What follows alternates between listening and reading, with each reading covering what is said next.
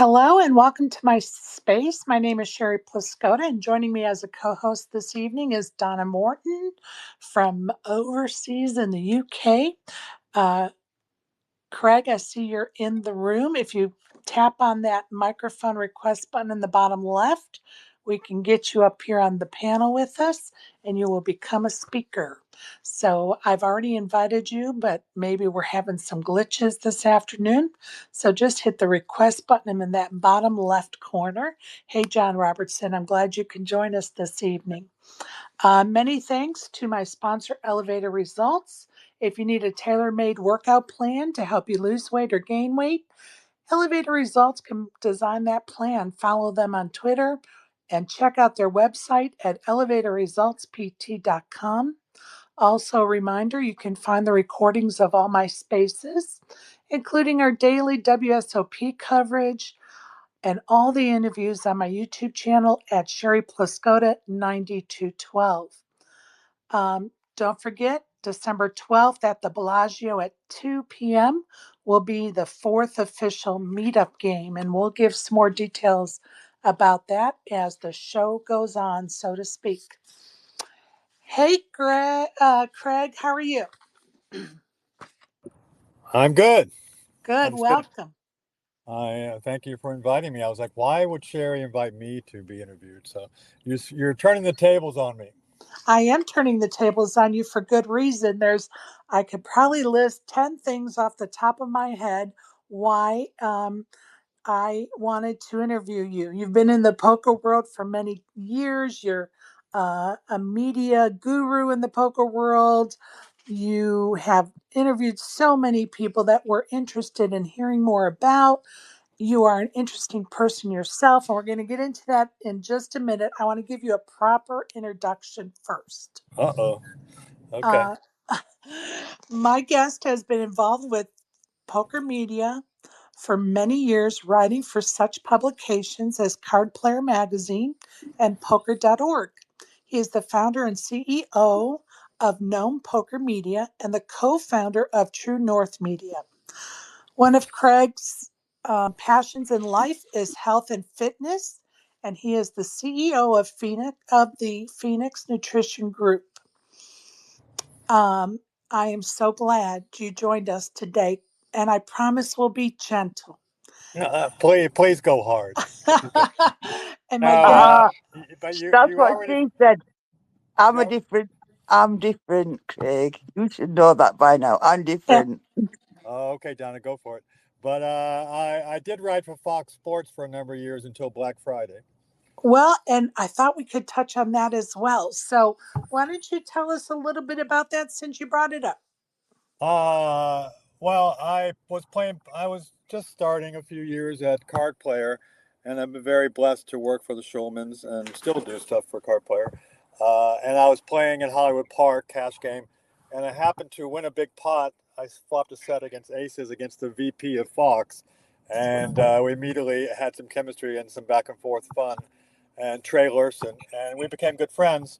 And he said, hey, we started talking. He knew my Card Player, articles there back in the day. Used to write 4 articles an issue or 8 a month back in those times. And Fox Sports got about 3 million unique visitors each day to their site, right? So he said we made a deal with PokerStars. I think it was $1 million a year for 2 years, and we have play money game on the Fox Sports site, but we're getting crap traffic. And he said, why don't you check it out for me? So I did. I said, no wonder you're getting crap traffic. Who wants to play money there?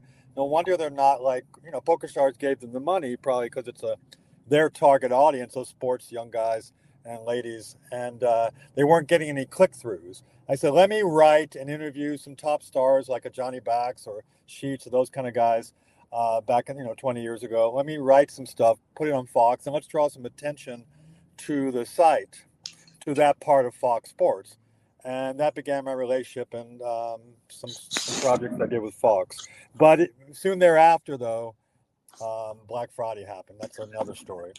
Well, and that Black Friday put damaged a lot of relationships with folks in the poker world, didn't it? the fallout for that was, you know, wide and deep for sure. Yeah, Um, it was. It was. They hurt a lot of players who had $1 million or more in line, things like that. A lot of people had their cash on line at Full Tilt and Poker Stars.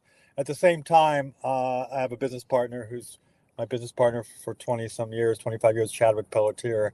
He's probably the most talented marketing, branding guru in the business. He's a film director and a writer, but he's worked for Brian Blasbaugh over at Poker Royalty in poker, doing stuff for all the top stars. And I had an idea that there wasn't any back that time, players were teenagers were not teenagers, well, college students were playing every night practically on campuses. So I said, why isn't there a World Series of college poker? So we created something I think it was called the U.S. Poker League at the time. This is 2013 or whatever, and Chadwick created a whole marketing branding poster. And Trey said, "Come to pitch it to us at Fox. We like the idea." So we went to Fox, pitched the show. It was going to be, and made a deal with Poker Stars. We were going to play online. College students around the world will be able to sign up. There's no money involved, no gambling because it was college sports. And we then started relationships with other vendors to give away great gifts, like a Jonathan Little package, training right. package, things like that. So we were all excited. And then we were going to have a final TV table in the Bahamas with Poker Stars and so forth. So obviously we were pumped to do that venture.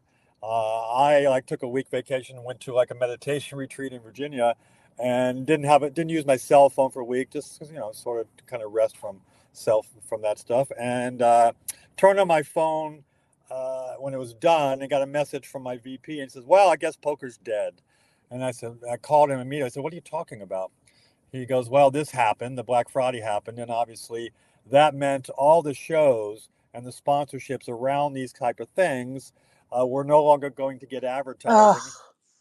From Full Tilt, from Poker right. Stars, from all the online sites. So all the money was gone. So the show, that particular time for the college event we were going to do was dead."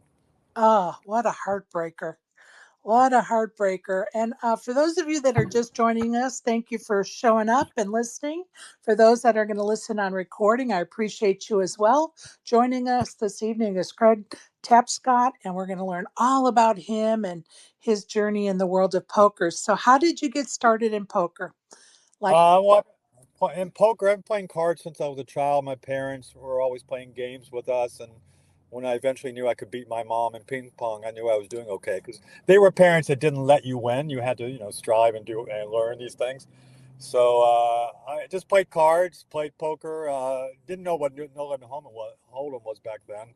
We would play 5 card stud, 7 card stud, draw on my pool table at home with my high school friends for pennies and quarters, and that began poker. And then when I moved to California, I said, "Wow, it's legal here," and saw some of the casinos around here. Went to play stud and 7 card stud and such, and saw that, wow, at the Commerce or Hollywood Park, and saw this 2 card game. I said, "What is that?" I had never seen it before. This is like 1992. I was just a kid, and I started to read and learn about No Limit Hold'em like everybody else until the moneymaker effect happened, which kind of changed everything for people. sure. And do you play much poker still to today, or are you just mostly a work and media guy? No, I was thinking about getting back and see what I could do in the streets, but I do enjoy. I played a lot, played professionally for a few years to subsidize my income with my nutrition company. Maybe 10 years ago, Commerce in Hollywood Park here in Los Angeles. I made a lot of friends, but I haven't played. I played in the World Series maybe 10 years ago. I'm just so busy with my other businesses that I haven't taken the time. And COVID, changed some of that too with businesses. But I hope to, I learn a lot. That's the best thing about doing this job. It's fun to ask questions of the best players in the world. Right on. I've been lucky to be able to have that opportunity because of Card Player and Poker Org. So I learn a lot. So I think it's kind of time to get back in the streets. I've maybe played 5 or 6 times a whole year in LA, just cash games. All right. I was trying to check for your Hendon mob, and I was like, well, maybe he's just a primarily a cash player. But then the more I dug, the more I thought, you know what? I don't think he plays very much anymore. So I was just kind of curious about that. Tell us how you got the nickname Sea Sage.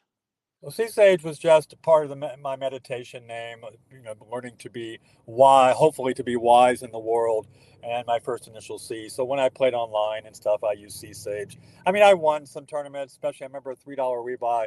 I won for like $5,000 or $8,000 on Poker Stars. It used to be a $3 rebuy every night at like 7, and everybody just to shove all in for like a half hour. It's $3. Right. So you build up a big stack or you were dead, right? But you could spend $30 and 10 rebuys and you were still okay. And first prize was like 8,000, but you're playing against 20,000 people. Right. So it was fun back in the day. I'd keep my girlfriend up at night because she'd hear me screaming or yelling at the computer when she was trying to sleep. So yeah, I haven't played tournaments in a long time. I was hoping to play some of the WSOP circuit here at Commerce, but I guess that's a long answer to your question. But I'd like to get back in the streets. I have so much fun with the players that I meet and Well, talk I to. love that. And hopefully, we'll be at a table together one day and having some fun in person. Um, as I mentioned, you're the CEO of the Phoenix Nutrition Group, Yeah. a broker for sports and wellness nutrition. Please explain to our audience what a broker in this capacity does. Well, I started as a distributor in New York City and New Jersey when I was living there of like sports nutrition drinks. And I did that for a number of years in my early 20s and sold that business and moved to California. And then I started my own nutrition company called Gen, catering to sport nutrition bodybuilders. And we sold to like Vitamin Shop and GNC and sport nutrition companies around the world, distributors. So when that ended after about 10 years, since I had contacts for like 40 countries of different distributors around the world, I began, other brands would ask me to broker for them. So, like right now, I'm trying to get Nutcase out there for Phil Hellmuth and for Ninja, which is a cool chocolate drink. And my brother, I started distributorship. He just sold his business after 30 years. He was distributing drinks all over Virginia, Maryland, and Delaware, where I'm from. So it's just being a broker for a brand, getting it out into your contacts, whether it be Costco or Vitamin Shop. Nothing fancy, but I do miss the nutrition business to some respect, but it certainly changed over the last 20 years.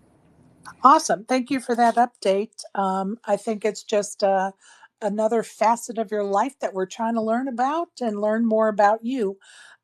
Some of our listeners may or may not know that you've been involved in the acting world. So tell us what that was or looked like, or what kind of part you had, or the deets. Oh my God, you're bringing up some old. Where did you go for this? You went into, what do they call that? What do you call that?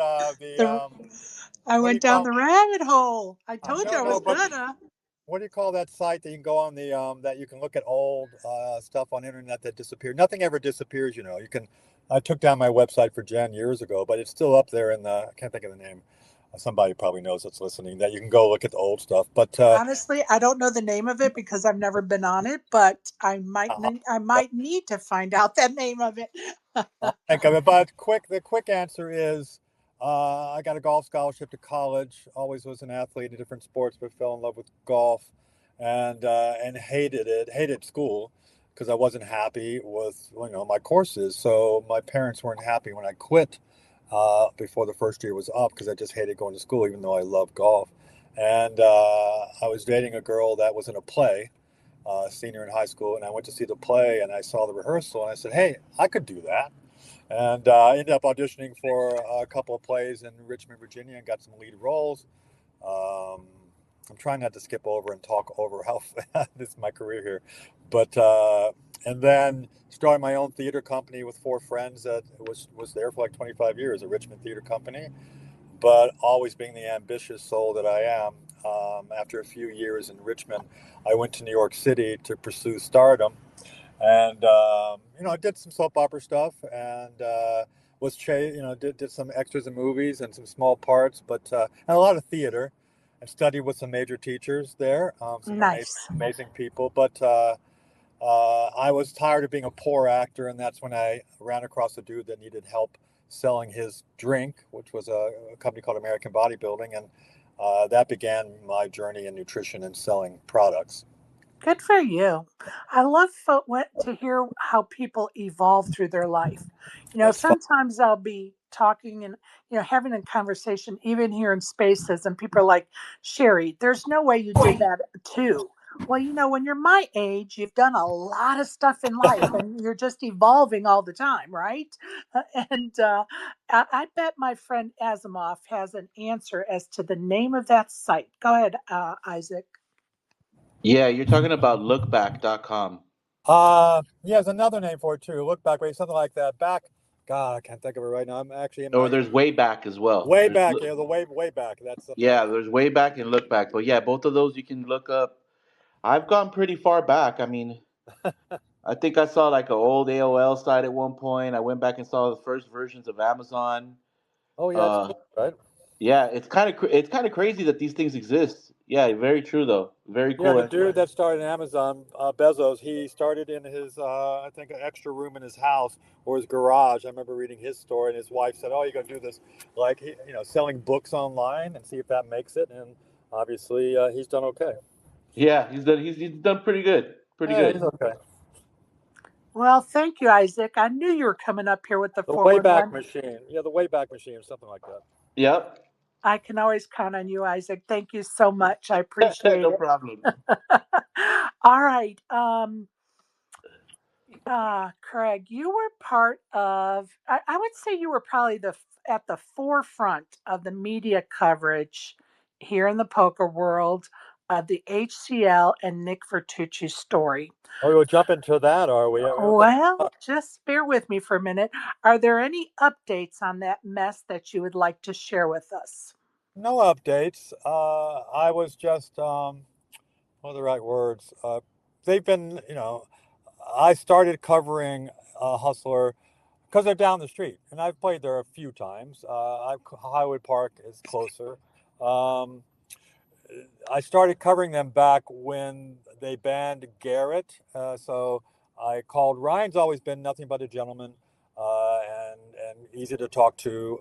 And he's more the PR guy there for many years. And so I started covering them, and all of a sudden, things started to happen, like the Wesley Ben cheating thing that happened. They were cheated by a home game group. So, and then I covered the $1 million game. Probably the first time I pitched Poker.org, and I know I'm going off topic a little bit, but That's okay.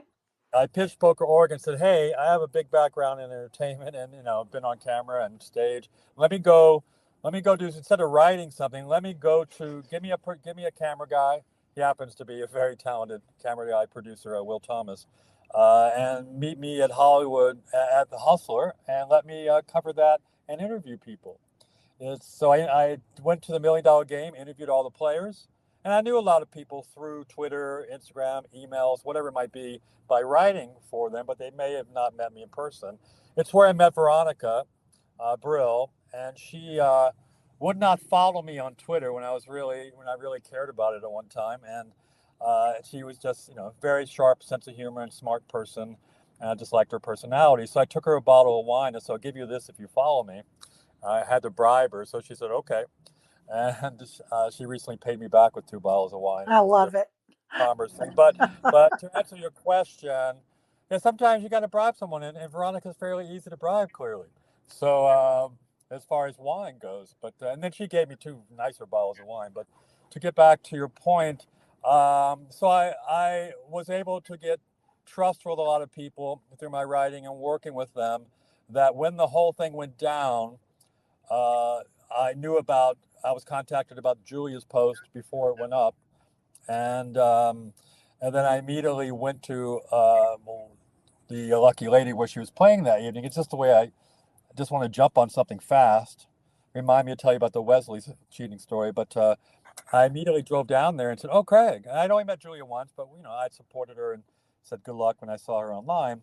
I said, "Is it possible that I could interview you about what happened? And I'd like to know a little more." And so I did, and we did a little article about that. and I think Poker News wrote something too. And then it turned into more.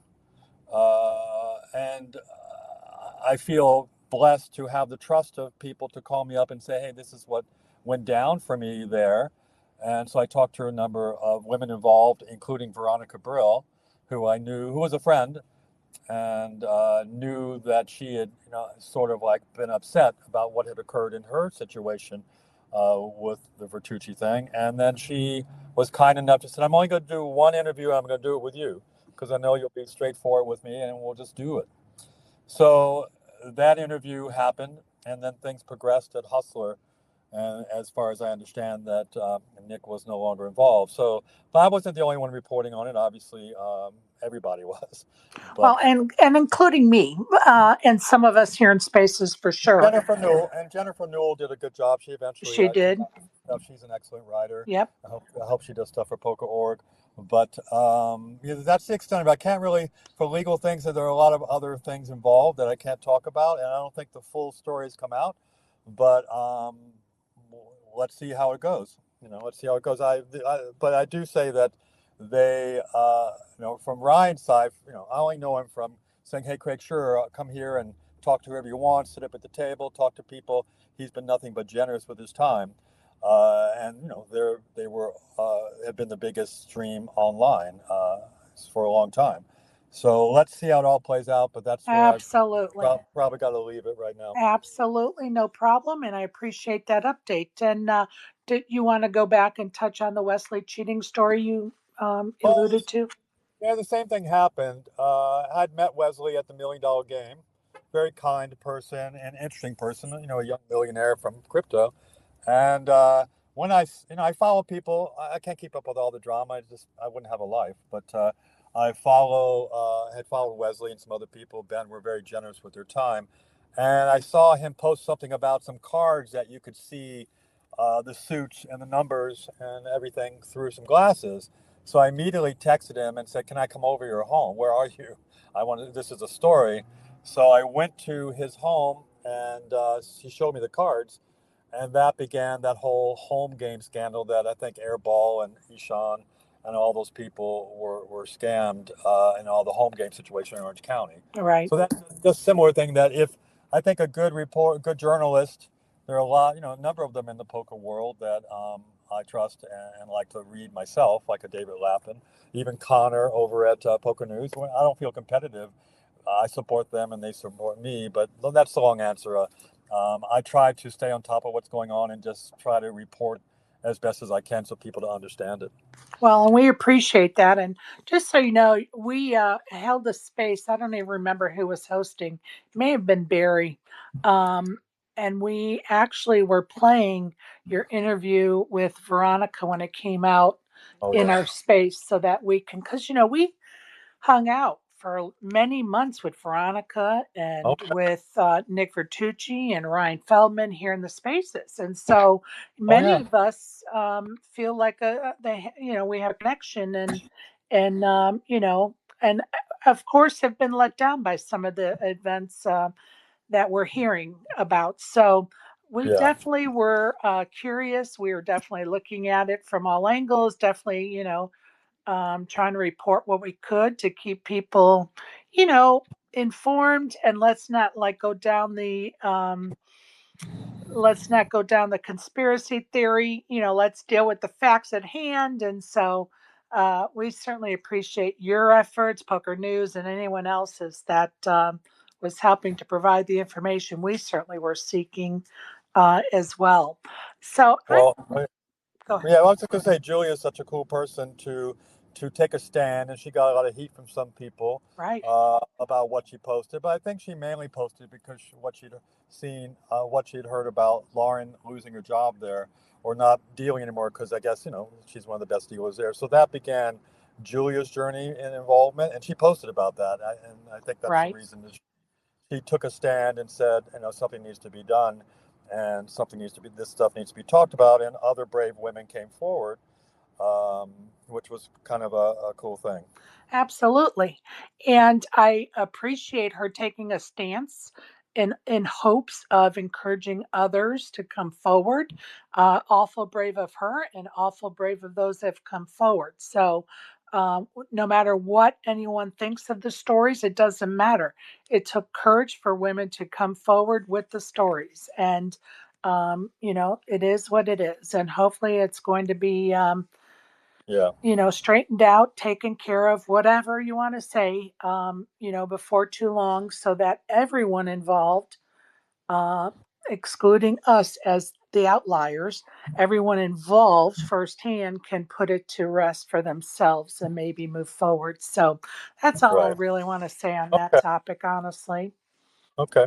Um, I um, I want to throw out some names, and I want you to give us a comment about the person or a Uh-oh. story, or of Yeah. course, you're always welcome to pass. So I'm going to, I do. I do eventually want to talk a little bit, and give some credit to the Schulmans and some other origin stuff. But go ahead. Go ahead. of course, I would like to throw out a Space's favorite, the name Alan Keating. Alan has been, I don't know really closely, but it is interesting when I have reached out to him, and I'm probably a nobody to him in some regard. I don't know if he even keeps up with the poker news, but he's always responded and always came up to me when I was at the Hustler covering some events there, the $1 Million Game and such. He's been nothing but a first class gentleman. We love So, him here in you Spaces. know what I mean? He just steps up and shakes your hand, goes, "Hey, Craig, really nice to see you." So that's really refreshing, and I like who he is and the way he does business. I'm speaking for everyone in this room when we all agree with you on that statement. We think he's everything right in the world of poker. Bryn Kenny. Brendan Kenny, I don't know that well. Like a lot of these people, I've never met Brendan in person, but he's been nothing but generous. And I'll say this about 95% of the players, or 99, when I reach out to them by email. Now, by now they know me, but back in the day, I had to hunt them down and email them and say, "Hey, would you mind doing a breaking down two hands for a card player feature, or answering a couple questions?" So I think Bryn has certainly had an amazing career. So I've never really had much relationship with him besides him being generous with his time when I needed some questions answered. Awesome. Miami John Cernudo. I don't know Miami. I know of him and his legend, but I've never met him. Okay. How about another Spaces addict and a favorite of ours, Jennifer Tilley? Jennifer. Jennifer is just such a class act. I love her. When In my early days, I hung out with Phil Locke a lot. He was just generous and a friend, and he would let me sit behind him at the Commerce when he was playing. So through that, I got to meet Jennifer. And then my girlfriend at the time, and still one of my best friends, is an actress. And she said, "Oh, I'd love to meet Jennifer. Obviously, Jennifer's been nominated for Academy Award and a wonderful actress." Phil said, "Let's go to dinner sometime." So we went to dinner, and they treated my girlfriend and I to dinner, and they were wonderful. Jennifer's just such a wonderful person, and she's promised to do my podcast, the interview for Poker.org. But the best thing I can say about her is she's always available to say hello and responds when I reach out to her. And I commentated at the Commerce a few months ago, and her man Phil Locke was playing, Right. and she sends me a message on Twitter and says, "Craig, you did and I still am trying to finding my kind of personality as a commentator, finding my way. But she sends me a message. "You were really good tonight. Thank you for the commentary." I said, "I don't know. I'm still hard on myself." And she said, "No, you didn't talk a lot and over everyone, like a lot of commentators do, and you allow Phil to have, so as to hear Phil. So you did a good job." So that was something special to hear that from her. That's awesome. A big compliment coming from Jen Tilley for sure. All right, you touched on the Schulmans and your relationship with them over at the Card Player magazine. What's been your favorite part of that relationship thus far? Really, they've left the favorite part, besides being so generous. I'll tell a couple of quick stories. Jeff and Barry have, obviously their timing to buy the magazine before the boom and Moneymaker was, heaven sent. And the magazine went from very thin to very thick as online poker became popular. and they were right there and did a great job of being, at that time, the number one poker source for news like that in the world. A couple quick things. So the best thing about working for them still, Julio is the editor there, Julio Rodriguez now, and but working for them in general, they always gave me, talk about not micromanaging me. I was teasing the Poker Org, my editor there. He goes, I talk to you almost every day. I talk to the editor at Card Player maybe once a year, because he just says, do what you want, Craig. So I'll pick the topic I want to talk about, whether it be my head games feature and, 3 players answer a couple questions. And rarely have they ever said, oh, we can't do that one. They've been giving me free reign. So I love that. Another time, this is the generosity of the Schulmans. I was dating a girl who, her sister worked on the set of Two Men, Two and a Half Men. And we went to the set building part. I got to meet her sister and her husband, and they worked on the set in the show. And I said, hey, I've got some Card Player magazines in my trunk, because I always do. And would you like these? Because I know Charlie Sheen plays poker. Said, give them to him from Craig. And they said, sure. Well, Nice. unbeknownst to me, I get these messages a few weeks later, and the Schulmans go, we're sending you a $5,000 check. I said, what? Why? That's nice of you. That's not even Christmas bonus time. But I didn't guess, I saw it eventually. Charlie, they put it on the set on their coffee table, and this was a number one show in the country at that Love time. it. They put it on the set, and while Charlie was in the scene, he picked up the magazine, was reading it during the scene, and Doyle was on the cover. So he said, and so Barry said, we couldn't have got better advertising than that. We can't pay for that. So that's the generosity of the Showmans. They've been nothing but fantastic to me. Awesome. And tell me what is or was your favorite interview to date? God, I've done hundreds of them, and it's always something recent. It's always a blast. I'm surprised how often players are generous with it because they're not getting paid. Only one player out of hundreds said, are you going to pay me for doing this interview? I said, Card Player doesn't pay anybody, but I know it'll help your career. Back in the day when players did interviews, they might get, and exposure, they may get, a deal with Stars or Tilt or whoever it might be, right, at the Right. time. Right. So they were generous with their time. They still are to me, and I appreciate that. Um, where are we going? So tell me the question again. I'm Oh, lost for a that's second. okay. Your favorite interview to Oh, and a date? favorite interview, yeah. God, there's so many. I'm trying to think if I have a blast with so many of the players. Um, Most of them have a great sense of humor. I do love Phil. Daniel recently, if you haven't heard the interview with Daniel and Amanda about their show, Daniel's always so generous with his time, being one of the busiest and most popular players in the Right. game. So I've interviewed, and I did a solo interview with him back in, I think, beginning of the summer. So he's always a blast. Him and Helmuth both have the kind of personality that I don't have to push a button to get them to continue to talk. Right. You just have to be, as an interviewer, as you find, you just have to be a good listener and pick up on, oh, that's a good, let me bring up that point that they just said. And Helmuth was hilarious. And, I've known Phil for many, many years, and he's nothing but also, I guess the word generous comes to mind with Phil, just a class act. He may be a brat. He may be, have a big ego at the table, but he's so passionate about winning. At the same time, he's easy to talk to. He'll answer questions and go on about something and be very entertaining. He knows what he's doing because Absolutely. he did my first interview show that started in January, and he's talked about Ike wearing the mask. And because I know he knows that stuff will blow up and get more attention, which that blew up into a huge topic. But during that show was very funny.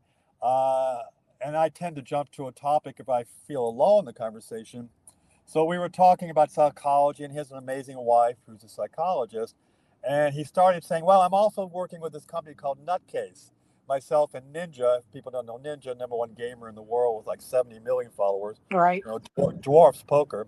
So he pops up, he's such a great brand representative. He pops out a Nutcase and starts to open it. And I begin to ask another question because there's a silence for a few moments. And he goes, Craig, let me drink my nutcase and finish telling you about this, okay? And then, so then we can talk. Product placement, Craig. Right. Of course. He put a product placement in my interview. But I actually, believe me, I'm a hustler and probably would do the same thing. But I really it endeared me to him, and brands are lucky to have him on board as an advisor. So, yeah, he almost came on board in my company called World College Poker. If you want to go on that eventually, we'll talk about it. But yeah, but that's those two guys and many, many other players. I don't want to leave anybody else. Chance Corneth, Alex Foxen recently, Kristen Foxen recently.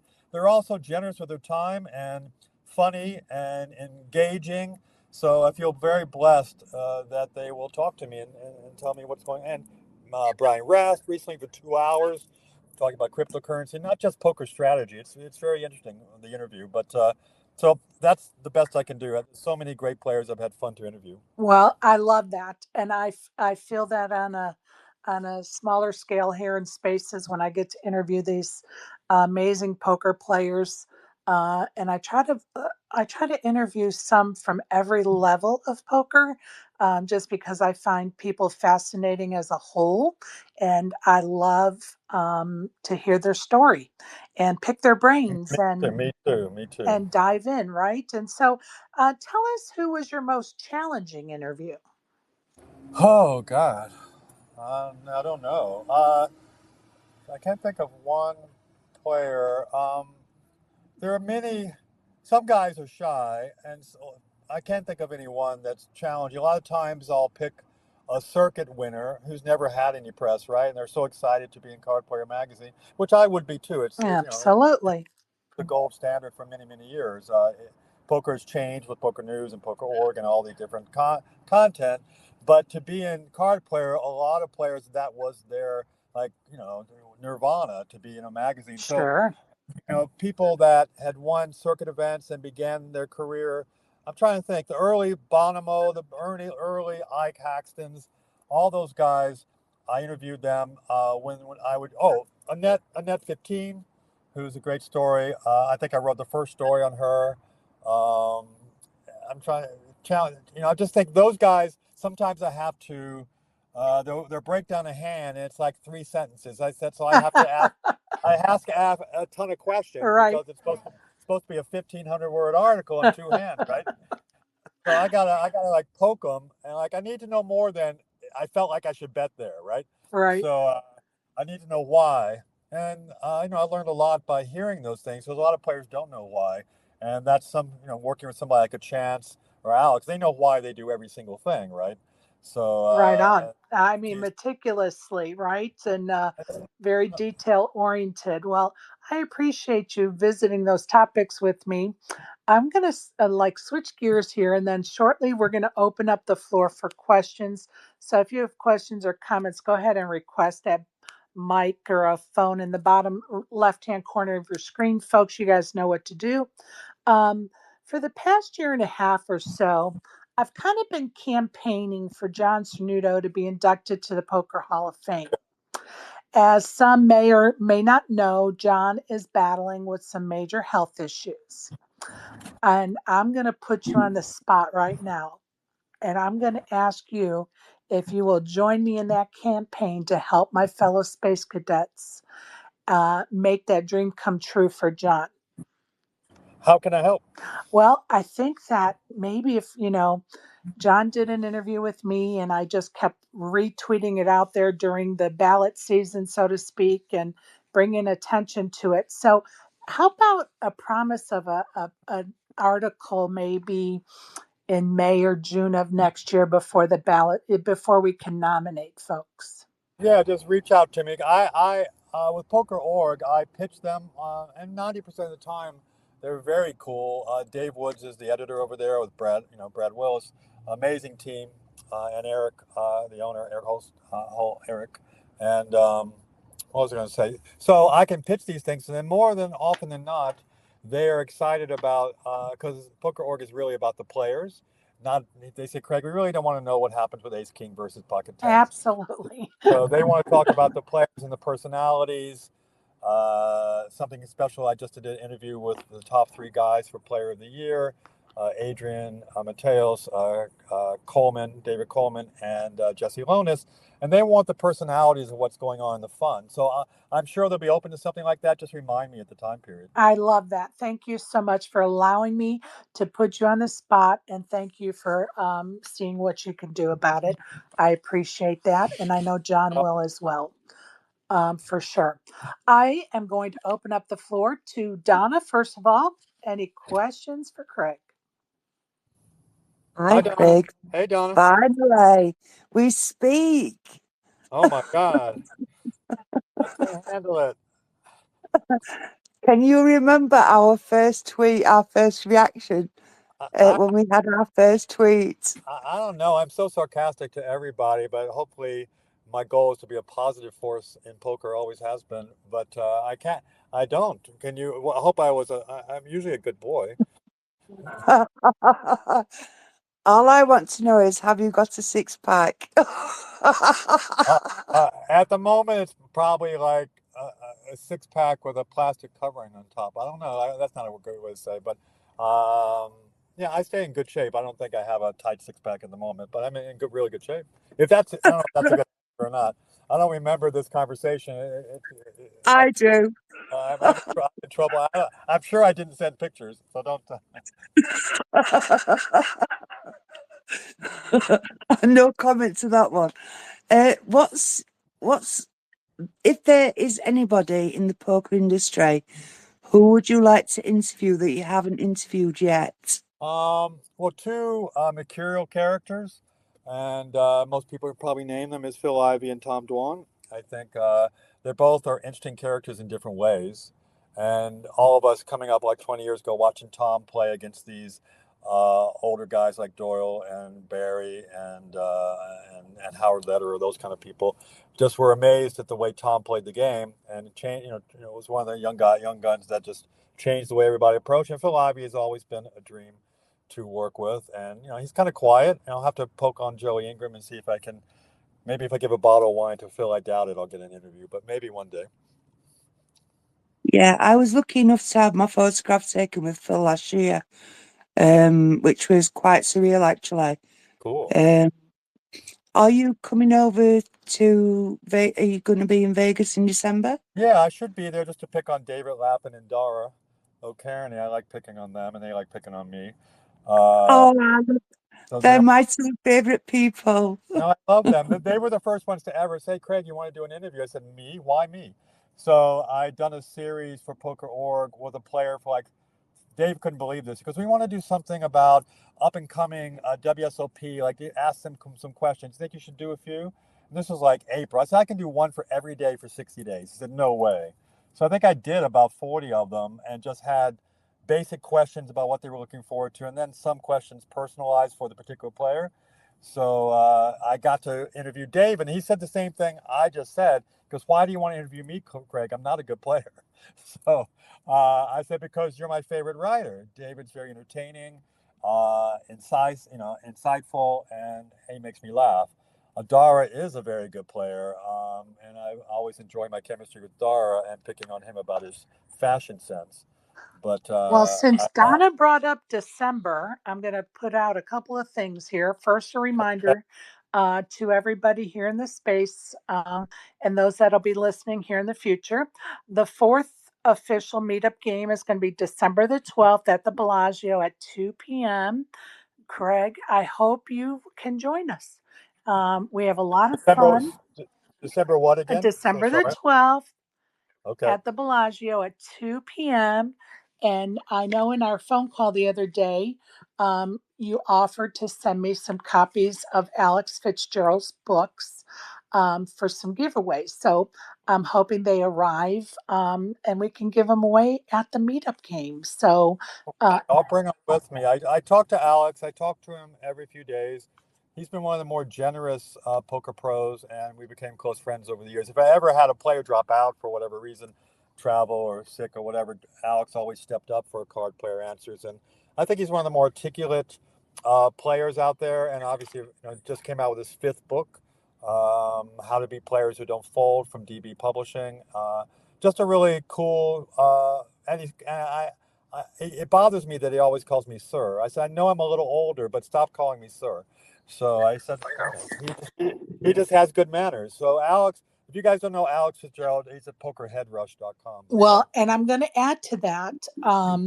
And I appreciate that, and I appreciate the donation of the books for our meetup game. I want to add to that that Alex had tweeted, and I will retweet it when we're done with this space, okay. a little offer. So please look at his tweet. He has a special going on right now. It's a $297 pressure poker Oh package, yeah. and Yeah. it's a 90-minute private Zoom lesson with Alex, and he'll break down your mistakes and fix your game. It also includes how to destroy everyone with with overbets, and how to punish three bettors. And you will also get a digital copy of Alex's latest book, How to Beat Players Who Never Fold. So a Yeah. value of about $513 for just $297. It's a great deal. Alex is a brilliant mind in the world of poker. He has Yes. several books out. I think this is his fourth book, maybe. And you can email Alex at pokerheadrush.com to claim your spot in his pressure poker package. So I did want to bring that up tonight because I think that's great value. And he is, he kind of specializes in, um, how do you say it? Lower Thank to you. mid stake Lower to players. mid state players. Thank you. I was trying to spit it out and I stopped to look Well, at something. So I wanted everybody to be aware of what he's offering. it's hard to watch the Foxens and Corners and all those great players at these final tables you see at the WSOP and try to play that same way in your $400 tournaments. Alex is actually playing in, is it Blackhawk and Bally's Blackhawk in Yes, Colorado in City now. Colorado. He's playing a game right there, a tournament, and doing well. So, $400 entry thing is different. So yeah, he teaches how to play low stakes, and a lot of his players move up to higher cash and higher tournaments, just like a Faraz. Those two guys are really good friends. Jock is a very good coach, also. Absolutely. And I, just want to make sure to get a little info out there for Alex because, like you said, he's on the felt tonight. So good luck to him. And, he always has something great to offer. And I love the fact that he focuses on the low and mid stakes players. And I just love that. And so a lot of my listeners are right in that realm of poker. And so I wanted them to be aware he's got a great offer out there For sure. on his Twitter account. So folks, hit him up. Hit him up. I think he's only doing 10 spots. So you don't want to wait to jump on that one. I also want to give a little shout out to Asimov and Reaper Aaron here. They're part of the Green Visor gang, and they have gifted me 2 stage 3 passes for our meetup, Splash the Pot. So shout out to those guys. And if either Cool. one of them want to come up and just give a brief description of what the Green Visor gang is, I would appreciate it. And until one of them have a chance to do that, and both are getting ready for their own space here shortly. But I'm going to go back to Donna. Go ahead. Do you have any more questions or comments for Craig? Hey, Donna. Hey, Craig. I think that's it for now. I mean, apart from I know David and Dora personally, and they're very Yep. good friends of mine, and I love them both to bits. Well, And I have I so much fun with them. what's that? Sorry. I have so much fun with them, and I take the mickey. I mean, lapping is known as salty lapping. Well, I mean, I have a bone to pick with them. I mean, we were kind of cool to have a lounge, which people probably caught on to for a while at the WSOP, where no lines for restrooms, free drinks and coffee and Okay, we tea. were trying to keep the bathroom issue quiet for those of us that discovered that. The Well, lounge was amazing. so you just got, my point is, you got these two Englishmen, these Irishmen coming over, drinking all the tea, and Dara eating all the cookies. So I don't know, but they were, they dropped by every day to grab a cookie and some tea, and we loved having them in the lounge. The lounge was amazing. I hope it's there every year. I hope so It too. was amazing. I loved it there. It was a nice place to meet somebody, have a little conversation, have a cup of coffee, use the private bathroom, but nobody's supposed to know about. But Isaac, go ahead and tell us about the Green Visor Gang, would you, sir? Yeah, sure, no problem. Green Visor Gang is a Web3 based poker club. That means we started out in the NFT world. A lot of our members have actually come to us from other NFT projects that were either sponsors of ours at one point or that we've interacted with and played on different tables on. We are based in Club GG. Our server number is 515092. For the most part, we are pretty much degenerates that have no hope of being saved. We love to play poker. We love to meet up and play poker. And yeah, we host like a pass situation where everyone chips in and that pool of money creates what we end up playing for over a season of about 5 months. So Tuesdays and Saturdays, we have games for our holders. We also host these things called duck races, which are basically like a game of chance. Whatever your pass number is, that's your duck. Your duck swims against other ducks. Perhaps one of your ducking ducks crosses the finish line, and that's us in a very very quick and concise version. If you have any questions about it or anything like that, give me a shout. I'm always around. Thank you. Thank you, Isaac. I appreciate that because all of that is Greek to me. I'm not in the NFT world, and it always makes me nervous to talk about the Green Visor Gang because I don't want to put the wrong information out there because I am definitely have no knowledge base on that whole world. And I know you guys are doing great things. I love the fact that you guys have crossed over to poker with what you're doing, and I appreciate you guys sponsoring. My meetup game with your donations. So appreciate you, Isaac, and look forward to seeing you at the meetup game with Reaper and the other guys as well. So, Absolutely, absolutely. Can't wait, can't wait. And you already know we appreciate you too, Sherry. well, thank you, pal. I appreciate those kind words. Okay, Craig, tell us. Um, I've enjoyed some banter with you while you've been in the booth of some of the live feeds. Oh yeah. Um, is that something you're drawn to do more of, or is this a passing phase? That's not a passing phase. I've been very blessed to know some of the guys at Bally's. When they first opened Tropicana, Houston Curtis was there, and now they have Mitch Rubenstein overseeing it. But with Wayne, who is one of the OG game runners from Live at the Bike, and Alex Lee, who's been like quite a gentleman and quite the hustler to get great players there. I covered the opening of the Tropicana Bally's game. So through that, I got to meet people like Eric Person, who I have been was trying to track down for months to get an interview. I finally got him, and I said, "Hey, do you mind if I pop in the booth with Nikki Lima, who I love, and Ryan LaPlante? This is my background. I have a huge entertainment background. It'd be kind of fun." So I did, and I had fun. And then Wayne invited me to come into the booth. And at the same time, I invited Brian Hastings because he's one of the best in the world. I said, Brian, come over with me and help me. And I called David Tuckman up and got some advice from Joe Stapleton. And I'm just trying. I'm not trying to.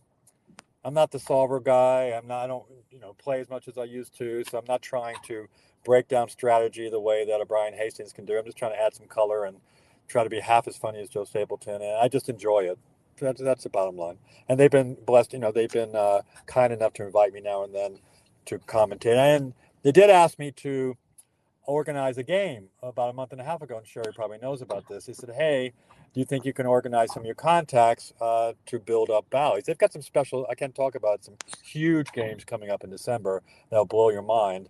That people we haven't seen for a while, but." I said, sure, let me get some of the ladies. I've been lucky, like Maria Ho and people I've interviewed over the years. Let me call these people and say, would they like to come to Commerce to play in like a 5-10 or a 10-20 game? So we got like Julia, Veronica, Jenny D from the YouTube, Caitlin.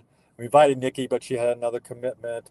and a number of and Tiffany Michelle, who's always a character, and people like that to come play the game. And Baby Shark, Christina Gollin's a great player, has become a friend to come play. So I was able to commentate that game and rotate some of the ladies into the booth Well, to and I'm talk. going to tell you, that was so fun that you were rotating the players into the booth. I love that. No, they were great, and some were very experienced. Caitlin's very experienced. Some of the ladies were shy and didn't want to come in. And I'm saying you'll be just fine. Like Jenny D did a great job. She's got a cool YouTube poker channel and a new person on the scene. And I wanted to get some other people involved, like Alexander Lovelace, to come visit the Commerce. So hopefully we have something up our sleeve to do more of those women's games. I think they've kept it up and had some PLO games with the ladies. So we'll see. But I was just trying to leverage some of the relationships and some of those amazing women that have a lot of huge content platforms, and are great players and fun players. Well, and it was great. I was hanging out there for sure. And I love the fact that the ladies are rotating in and out of the booth and giving us some content. I just brought up Yazzie. I don't know if we've ever spoken before. Go ahead. Welcome and comments or questions. Go ahead. We have. Thank you, Sherry. I appreciate the opportunity. Just a little bit about myself. Let me lead with this. I'm not a big time at all, but I have been, or like over the past 4 years since I stopped playing online, I have played some of these games at Bobby's Room, and I played with Ali Najad and Brian Rast's game, and I'm the guy Cool. who would like start the list at the lower stakes for mixed game, and they would change the table to the lower stakes just to have me, right? So I'm just like, I enjoy whenever I'm in Vegas to play poker. I love just going and try my best at the mixed games room, and being around Ali and like some like relatively famous players at the game, they like some of the correspondence in poker and like media and poker would come up, and whenever Craig's name or uh, just the fact that like card players still around nowadays, they would have nice things to say. So I just wanted to say that. So uh, uh, about what you said, Craig, about like just interviewing players and all of that. Uh, Poker is such a niche like market, and the people who are following cards players or just all the interviews that you do is just the people who don't care about like how like Alex Foxen likes his pasta, or what does he do when he trains. We care about like the exclusive details about his way of thinking when he's like on the felt. So Right.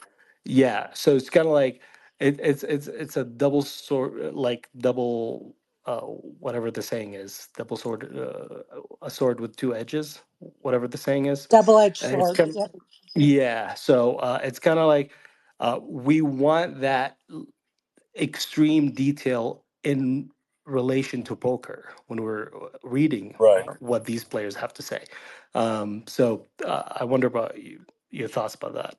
Well, I agree, but I want to know what Alex eats because Alex is in pretty freaking good shape, and so is Kristen. So I like to pick their brains there because I think the way you do one thing is the way you do everything. It's sort of my philosophy, and learned that from some transformational teachers. So if you have a sloppy desk, you probably have a sloppy mind.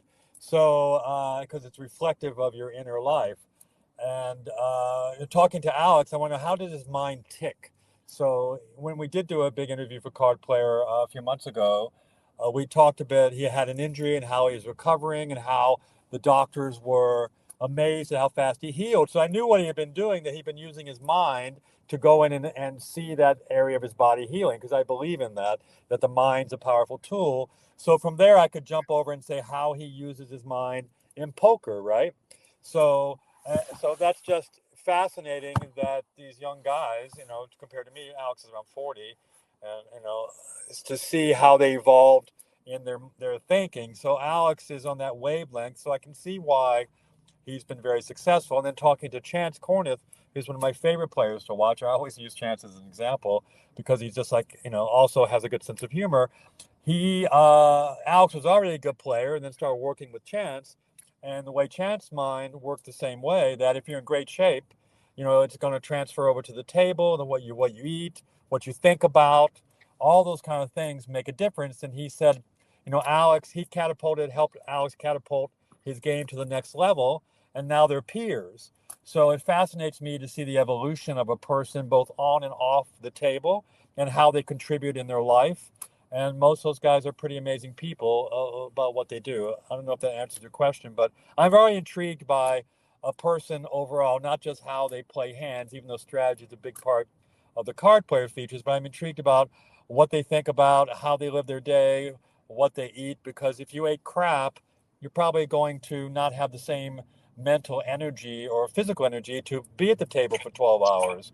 Um, I was lucky to come along when the players were getting in really good shape. The Jason Koons, Brian Townsend. I think I did the first cover story on Patrick Antonius, and Patrick invited me to come sit behind him at the big game in the room you talked about at the Bellagio, and Bobby's room, and then go to his home and speak to him. So to have that insight and see how Patrick lives his life, he's very fit, but also one of the best players in the world. So I like those kind of details beyond just strategy to get to know how a player ticks, and maybe that can give me some ideas of how I can better my life and my poker game. Thank you for that answer, Yazzie. Any other questions or comments? I'm all set. Thanks for the answer, Craig. But it's kind of like for me, when I'm gonna read anything relating to poker, Yeah. it's because I'm on my phone, at a poker table, you know, Oh yeah. and I'm just like looking for, oh yeah, what does Foxen has to say, and it's just for me, it's literally just about poker. I couldn't care less for, what other things are going on, but I completely understand. Yeah, I completely understand your answer, and I completely subscribe to the same mentality when it comes to taking care of yourself and all of that. But I appreciate the answer. Thanks for the opportunity, Sherry. Thank you. I No, appreciate you joining us. no. I was going to tell him that's great because there's a lot of strategy out there, especially in card player, and I do strategy columns for Poker.org. But the first thing Alex or Chance would tell him to do, put the phone down and watch everybody at the table. So not read. There's your advice from the pros. Put that damn phone down. And Donna will tell you, and so will others in my life. They get so mad at me when I'm playing poker because I do not have my phone out, and they're always trying to find me to make dinner or are you still in Yeah. or whatever the status is. And I don't look at my phone, and they're always so mad at me because they're looking all over for me. But I'm sorry, I try not to take my phone out for hours. But Very anyway, smart. Smart. I'm going to welcome ASG. How are you, pal? I hope you're doing well. And please go ahead with your comments or questions. Yeah, I'm doing good. Yeah, so my question is just like in general, talking about um,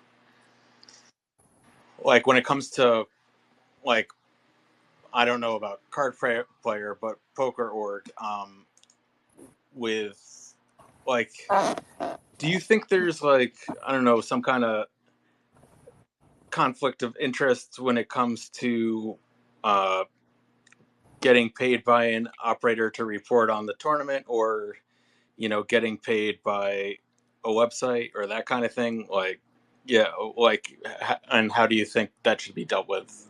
Uh, As a I'm not quite sure what the question is, but I know if I know what you're talking about, I think different platforms are hired to come by and cover the event, just like journalists are hired in the real world to cover other things. So I know Poker.org covers the WSOP circuit events. I think they're doing the Commerce right now, and they're doing something in Brazil, not a circuit event, but so I think it benefits. And the Poker News is paid to come cover other things. I think they had the deal at the World Series. Don't quote me on that.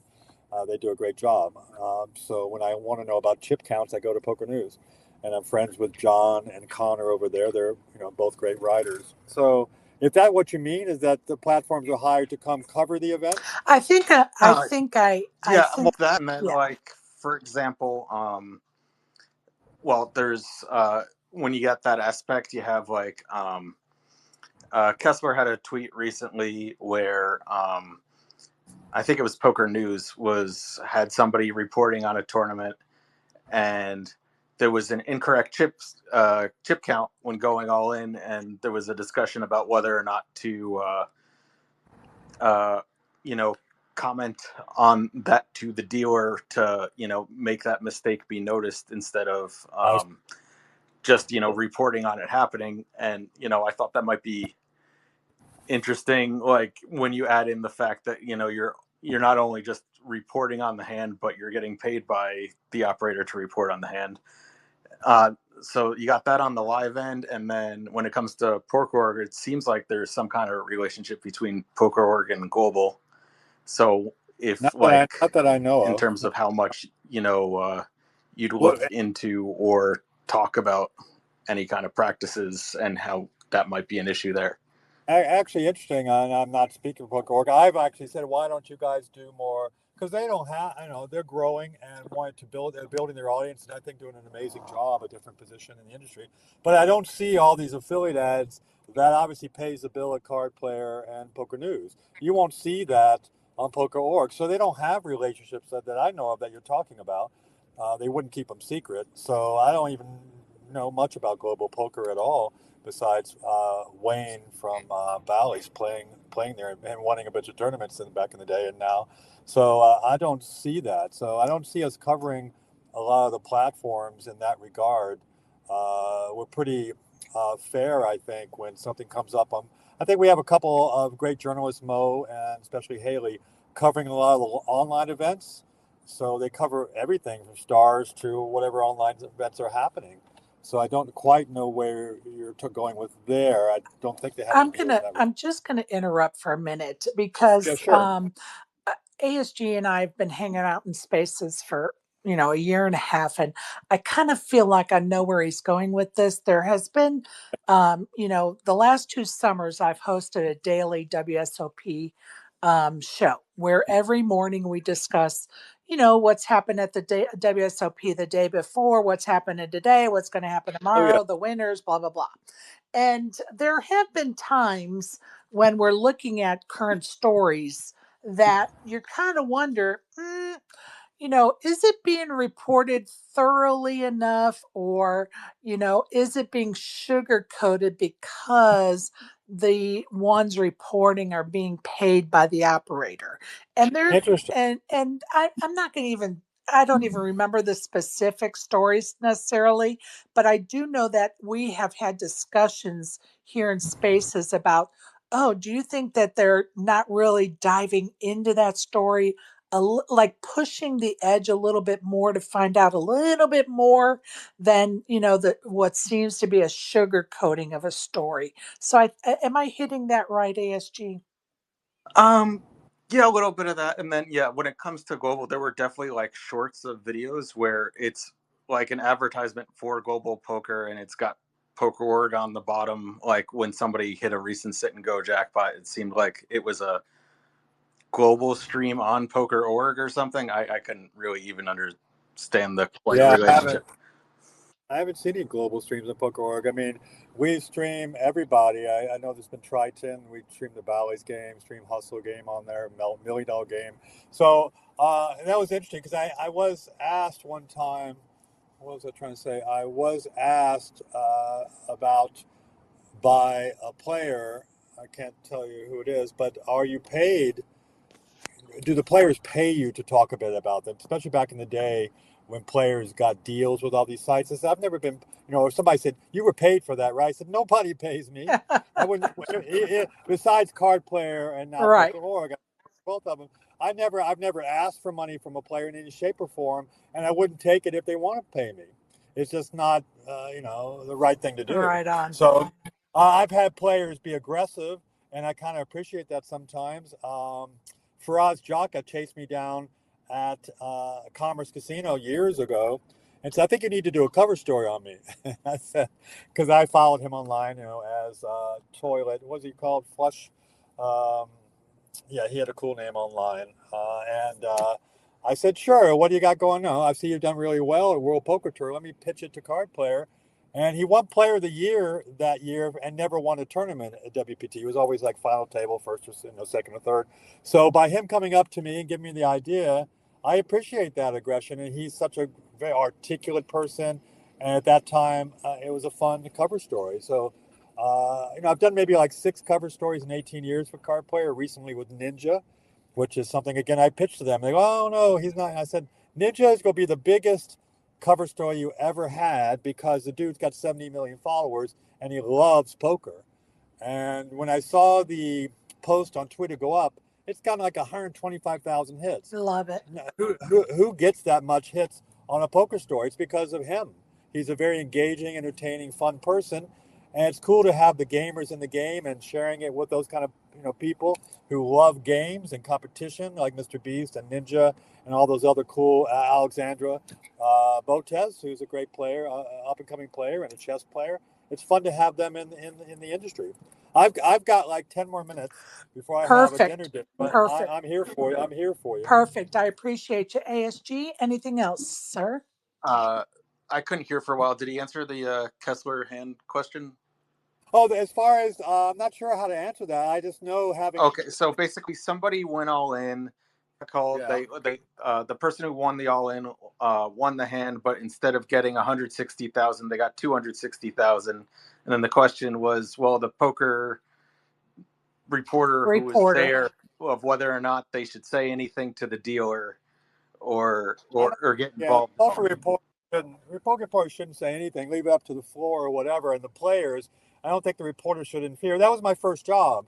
After writing for Card Player for like 6 months, they said, "Hey, do you want to come to Bellagio and live here for 6 weeks?" And I had a business at the time, but I could do it online and cover for us for Card Players. So that was my first experience meeting all the players in person, and mistakes are made because it's hard still to count the chips and do all they have to do. They got new tables now that track chips. I understand Hustler, I think, has one, and Bally's has one, I think, that tracks the chips because they have chips in them and things like that. Very difficult job for reporters to go up and hover behind players and try to get the chip counts on breaks and things like that.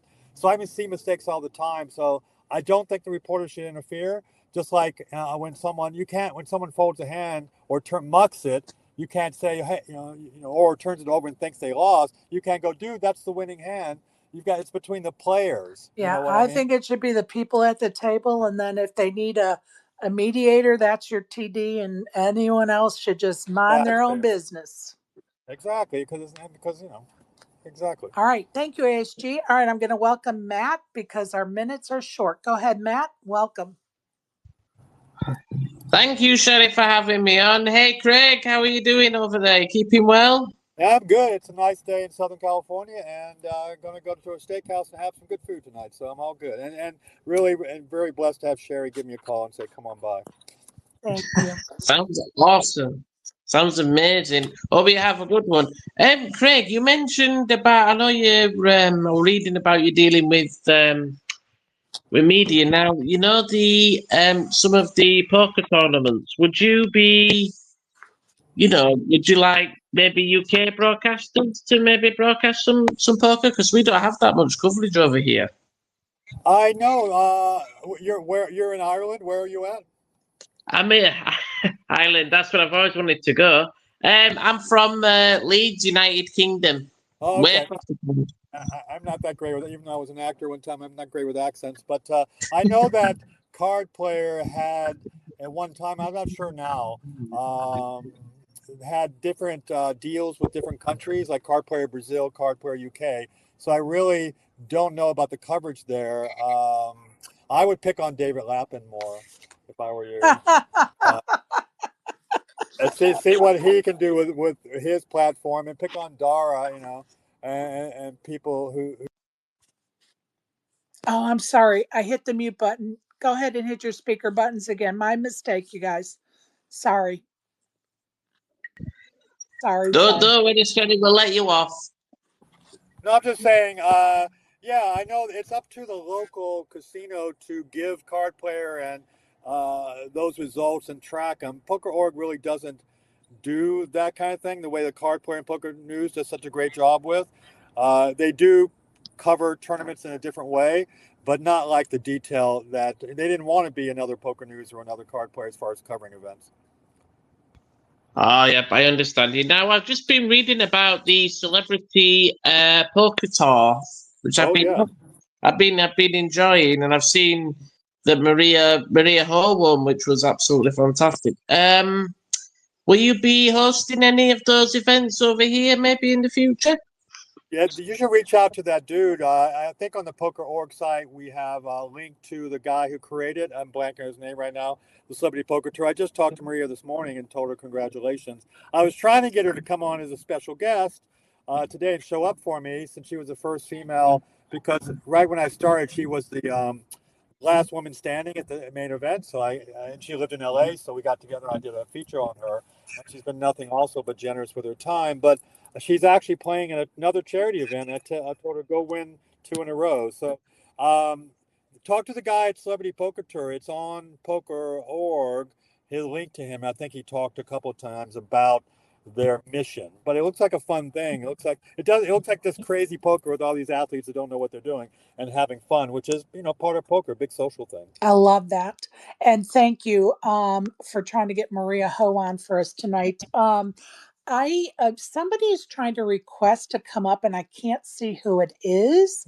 And I'm sorry, there must be a glitch in Twitter right now. So I'm not ignoring you. I just can't see who it is. So I'm sorry about that.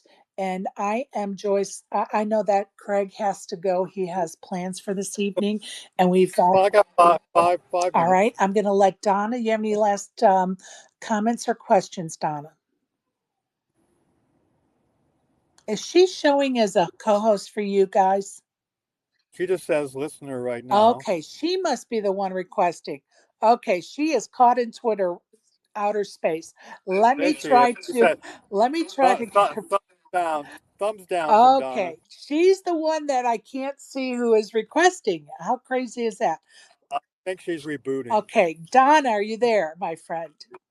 There she is. Yes, I'm back. I went boom because I got stuck.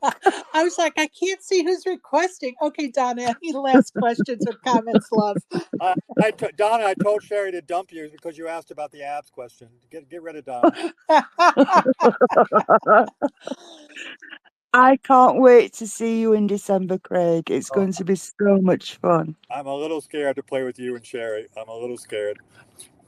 I want to win a $5 million pass. The big thing that WPT's doing. I know I'm that's trying to right. I'm trying to bribe Matt Savage, but it's not working. So we'll figure it out. Maybe I'll get in that if I have time to come over there and play. But I do want to come see everybody. Well, we will look forward to it for sure. I appreciate you and your time, and I told you we would have lots to talk about. And Oh, did Donna have something else she wanted to say? She was like coming back on. No, my darling, it's fine. Just that thank you so much for coming on and thank you so much for your time. See, it wasn't that scary, was it? No, it's not scary. I just it's when people want to turn the tables on me like David Lappin did last fall. It's a little, but I can go with the flow, and I really enjoy the platforms. I don't have time to come on Spaces all the time. It was interesting dramas early in the days of Spaces, and I came on a few times just to listen. But Sherry's got a great platform here, and I'm glad she's evolving this kind of media and attention for poker and for women in the game especially. So I appreciate her asking me today. well, thank you for those kind words. Those that hang out with me in the spaces know that one of my major goals is to make spaces a positive place that we can all hang out. So I appreciate your kind words and your time. Look forward to seeing you in December. And I appreciate you, Greg. No, thank you. Everybody who came, I'm sure you had to block like 50 people that wanted to be trolls tonight, uh, but just say one thing. I'm very blessed that most 99% of the people are positive and the players are amazing to me. And I really appreciate them because it's really them who does everything for me and to give me their time. They're not, like I said, they're not getting paid for this, but to be able to call up like Mateos or Jesse, who's such an upcoming great player, and David Coleman, who's battling for GPI right now, the Player of the Year, to talk to them this morning and hopefully coming out with a feature for Poker.org next couple of days. I'm really blessed that all these players give me a few minutes of their time now and then to share their life and their strategy and their love for the game, Absolutely. And we'll look forward to that new article. And I appreciate you and your time for sure. And my listeners, thank you for joining us this evening. And those that'll listen on replay, I appreciate you as well. Don't forget the meetup game is December 12th at the Bellagio at 2 p.m., folks. And have a great and happy Thanksgiving. Next Friday, we're going to do trivia. So join us for that. If you have no other plans on next Friday, we will love to have you in our trivia space for sure. Donna, thank you. I appreciate you. Love you. And So. good night, everybody. Thank you, Sherry. Thank you. Take care. Thanks, Sherry. Take care. And Bye. thanks for having me on. Bye, gang.